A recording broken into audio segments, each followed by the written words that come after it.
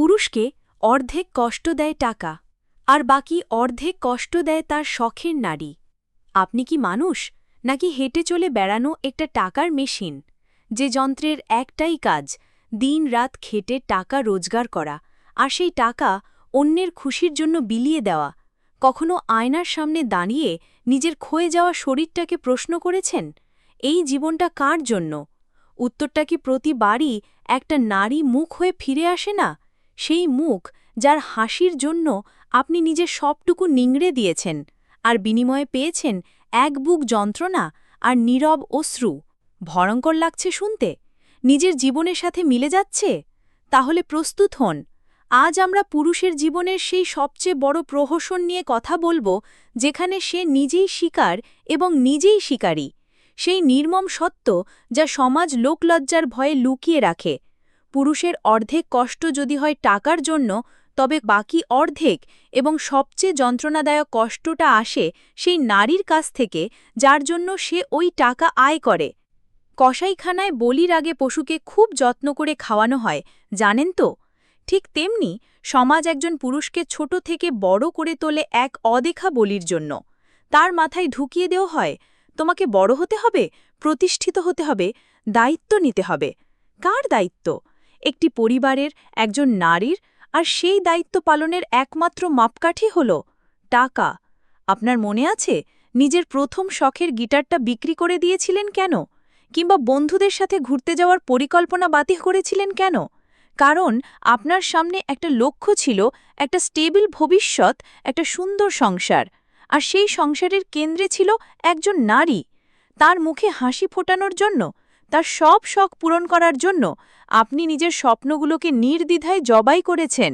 আপনার রক্ত জল করা পরিশ্রমের প্রতিটা ফোঁটা রূপান্তরিত হয়েছে তার হাতের চুড়িতে, তার পরনের দামি শাড়িতে, তার আরামের জীবনে। আপনি হয়েছেন সংসারের চালক, আর সে হয়েছে যাত্রী। আপনি ভেবেছিলেন আপনার এই ত্যাগ, এই ভালোবাসা সে বুঝবে। আপনি বিশ্বাস করেছিলেন আপনার এই পরিশ্রমের মর্যাদা সে দেবে। কিন্তু এখানেই আপনার জীবনের সবচেয়ে বড় ভুলটা আপনি করে ফেলেছেন। আপনি তাকে আপনার জীবনের সব কিছু ভেবেছেন, আর সে আপনাকে ভেবেছে তার জীবনের সব কিছু পাওয়ার একটা সহজ মাধ্যম। কষ্টটা ঠিক কখন শুরু হয়? যখন আপনি সারা দিনের খাটুনির পর বিধ্বস্ত হয়ে বাড়ি ফেরেন, আর শুনতে হয়, অমুকের স্বামী তো ওকে বিদেশ ঘুরতে নিয়ে গেল, তুমি আমাকে কি দিয়েছ? আপনার সারা জীবনের অর্জন এক মুহূর্তে তার কাছে শূন্য হয়ে যায়। যখন আপনার টাকায় কেনা স্মার্টফোন ব্যবহার করে সে ঘন্টার পর ঘন্টা অন্যের সাথে কথা বলে, অথচ আপনার সাথে দুটো কথা বলার সময় তার হয় না।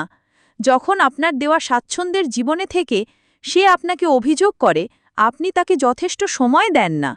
কোন সময়? যে সময়টা আপনি তার আর আপনার সন্তানের ভবিষ্যৎ সুরক্ষিত করার জন্য বেঁচে দিয়েছেন অফিসের বসের কাছে, রাস্তার জ্যামের কাছে, আর নিজের অজস্র বিনিদ্র রাতের কাছে। সবচেয়ে ভয়ঙ্কর আঘাতটা আসে তখন, যখন আপনি আবিষ্কার করেন আপনার অনুপস্থিতিতে আপনার সাজানো ঘরটাই অন্য কারো জন্য অভিসার হয়ে উঠেছে।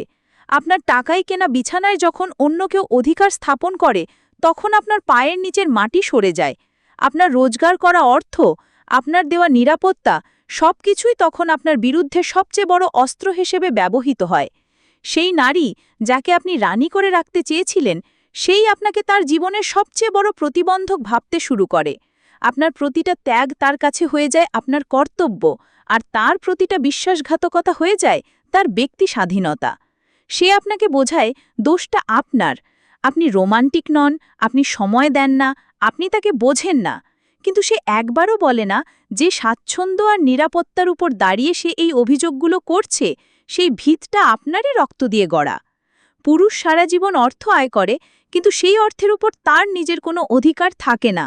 সন্তানের স্কুলের বেতন, স্ত্রীর শপিং, সংসারের খরচ সবকিছু মিটিয়ে মাস শেষে তার নিজের জন্য কি অবশিষ্ট থাকে?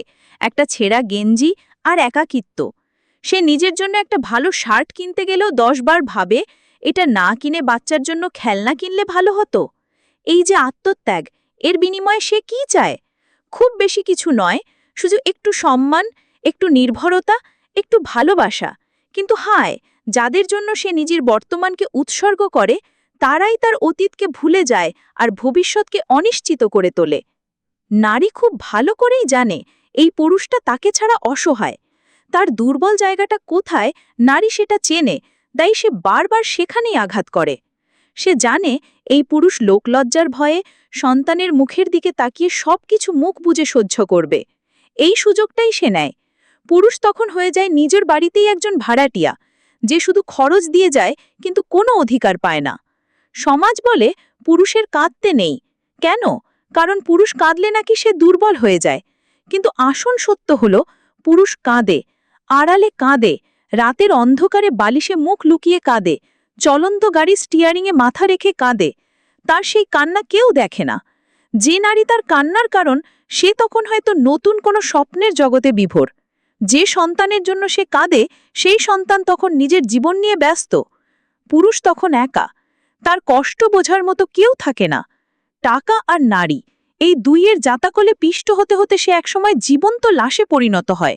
তার বাইরের খোলসটা শক্ত থাকে, কিন্তু ভেতরটা রোজ একটু একটু করে মরে যায়। তাই পরের বার যখন কোনো পুরুষকে দেখবেন চুপচাপ একা বসে আছে, তাকে বিচার করতে যাবেন না। হতে পারে সে তার জীবনের সবচেয়ে বড় যুদ্ধটা লড়ছে, একদিকে টাকার চিন্তা আর অন্যদিকে এক নারীর দেওয়া অসহনীয় যন্ত্রণা, যে যন্ত্রণা তীরের ফলার মতো তার হৃদয়ে গেঁথে আছে, যা না সে বের করতে পারছে, না সে সহ্য করতে পারছে। পুরুষের জীবন এক চক্রাকার ট্র্যাজেডি। সে যাকে সুখী করার জন্য সবকিছু বাজি রাখে, দিন শেষে তার হাতেই সবচেয়ে বেশি কষ্ট পায়। এটাই সম্ভবত তার নিয়তি।